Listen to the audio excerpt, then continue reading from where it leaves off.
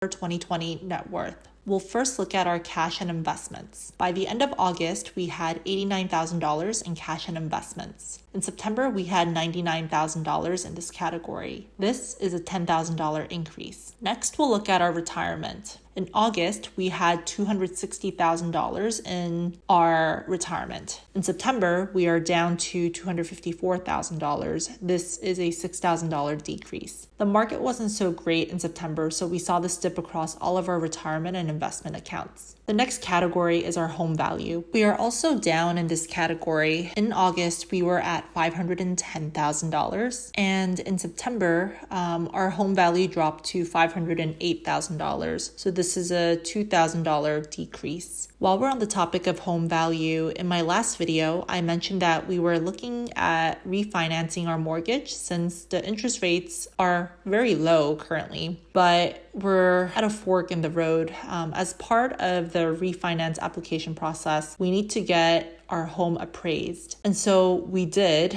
sometime around mid-September. The value of our home was appraised for a really low amount, about $100,000 lower than what our current home value is, and about $50,000 lower than what we actually purchased a home for. My first thought was that perhaps the appraisal company and my lender were in cahoots so that they can charge us more. But the more I talk through this with my husband, it might be that the appraisal company is just not so great. And so maybe I'll create a separate video to talk more about the process in detail, but we need to make a decision soon. At this point, we're not sure if it's worth getting a second appraisal or just foregoing the refinance altogether. I want to ask you guys, what would you guys do in this situation?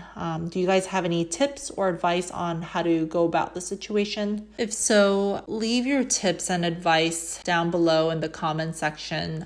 It will be tremendously helpful. To wrap up our assets summary, last month our assets totaled up to $859,000. This month we're looking at $861,000. This is a $2,000 increase. The increase is minimal, but I'm still happy about this upward trajectory. Next, let's look at our liabilities.